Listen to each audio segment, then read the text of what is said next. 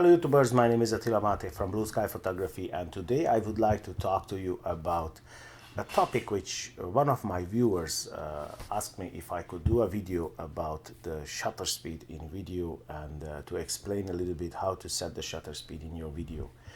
Now, I have some videos in my channel about the shutter speed itself as a part of an exposure, and if you want to know more about it, please search around in my channel. You will see in the playlist, learn about photography, and you will get that video over there. Now that video will covers the general things about shutter speed, but in this video I would like to talk about the differences between the shutter speed in photography and the shutter speed in video. Now, first of all, we all know that, maybe if you don't know, there is an unwritten rule, I would say, that the shutter speed in photography, it has to be at least fast enough for the focal length of your lens. The example, if you have a 50mm lens on your camera, the shutter speed to be able to freeze some movement in the photo, it has to be at least 1/50th of a second. Now, don't forget that if you have a crop sensor camera, I recommend all the time that the shutter speed is higher. So if you have a 50mm lens on a crop sensor camera, which will be 75mm with 1.5 crop factor on the Nikon, it will be 80mm kind of with 1.6 crop factor on the Nikon cameras. But if we speak about Nikon cameras or Pentax cameras which have 1.5 crop factor, it will be 75mm. Now the shutter speed should be at least 1/75th of a second, but I would recommend 100th of a second. Now it depends also how fast your subject is moving.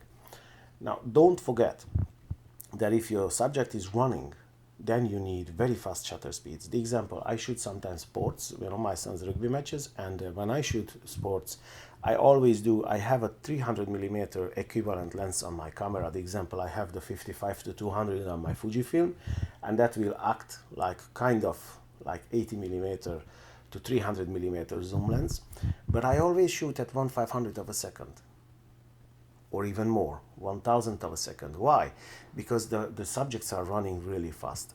Now, the difference is that in photography, you want to freeze the moment, the movement, sorry, in the shots. In video, you don't have this issue. So in video, the shutter speed, how you set, is usually double your frame rates. So if you have your frame rates at 24 frames a second, your shutter speed has to be 1/48th of a second, or 1/50th of a second, because 48 you can't really set, so 1/50th of a second. Usually when I shoot, or if you are in Europe, you shoot not 24 frames, you will shoot 25 frames a second. Then you will have 1/50th of a second your shutter speed. If you want to shoot slow motion, you shoot 60th of a second, you set at 60 frames a second, your shutter speed 1/20th of a second. But what happens if you set your shutter speed, you are shooting at 24 frames a second, and you are setting your shutter speed at 100 or 1/50th of a second, or these kind of shutter speeds? Well, if you are not really picky, maybe you get away with it, but the video will be a little bit awkward. It's not the same smooth, like normally it would be with a normal shutter speed. It will be a little bit much different. I can't really explain, because obviously this English language is also, it's a barrier, because it's not my native language, and I can't really explain everything in English. But let me tell you this way: if you shoot a video with high shutter speeds, the video will be wobbly, or it's not as smooth, it's not as nice. So you can exercise, you can try it, and you will see what I'm talking about. But in my opinion, that's not really a good idea to do that. Once it happened with me as well, that I forgot to set the shutter speed, and I was shooting on my Fuji camera, and my Fuji camera has, the shutter speed dial up on the top, and I should have put back, and I forgot that. But I noticed immediately on the video. When I started the video after that, I noticed immediately the difference. So you will see a difference between normal shutter speed or higher shutter speeds. Now, I'm not an expert in video. I have to tell you, I'm more like in photography. I'm shooting video just for my YouTube channel, and I cannot speak very scientific and detailed explanations about this, but this is a rule which one you always have to keep, that you have to set your shutter speed, double your frame rate, and don't forget that. If you don't forget that, you are okay. Now, there are situations where, the example, there are a lot of light out there, bright sunshine. You would like to have shallow depth of field in your video, and you want to open up your aperture, to the maximum. The example, you have a 1.4 lens. You want to open up at 1.4, but in the same time, you cannot raise your shutter speed because it will destroy your video. So what you can do over here, that's the problem with video cameras. That's why you need neutral density filter in video. And I always say that most of the cases, if somebody is seriously in video and you want to shoot a lot of video, you need neutral density filters, definitely, without a doubt.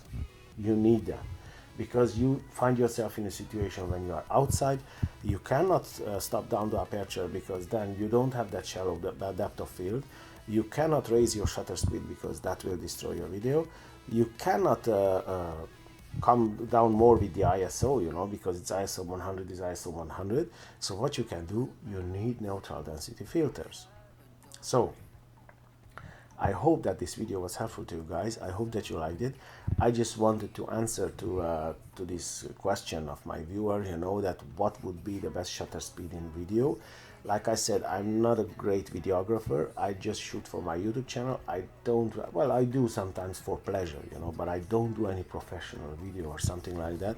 I'm more like in photography. I'm not in videography. I know the basics of videography. I know how to do this, I know some things, the basics, but I'm not really an expert in videography. But I can help you with my knowledge. If I know something and would you like to know, please feel free and leave a comment down below. Ask a question. I try to answer if I know. If not, I try to find out.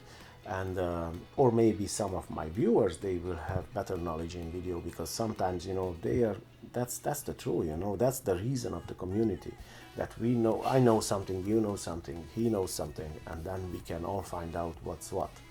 So I hope that this video was helpful to you guys. I hope that you liked it. If you liked it, please like and subscribe and share my video. If you would like to support this channel, feel free and leave a comment down below and hit the thumbs up button. And other than that, I wish you a great day, and I'll see you in the next one. Take care, guys.